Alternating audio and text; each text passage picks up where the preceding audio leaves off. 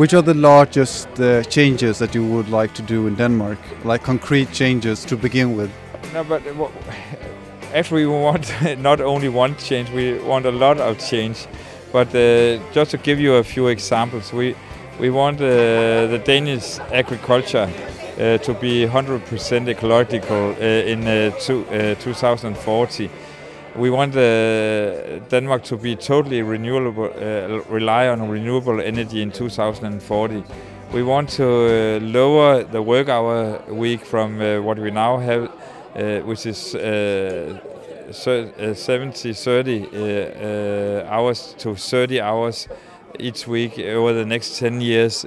We want to cut the meat production so people are eating more vegetables and vegetarian food instead of meat. And so we have a lot of very concrete suggestions, and already now some of these proposals has actually been voted through in the parliament.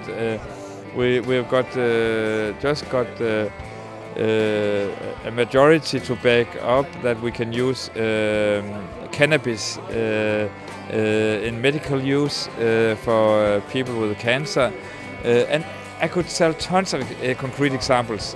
Yeah. Do you think Sweden would like to have an alternative party, or better said, do you think Sweden needs an alternative party as Denmark?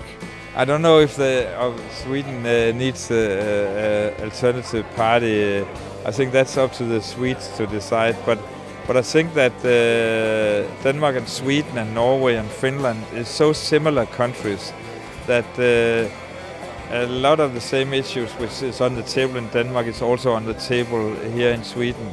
And there's really a need for a much more involved decision making and a much more involved democratic culture than we see today. And we have to reinvent our democratic institution in a much more direct and involved way than we have it today.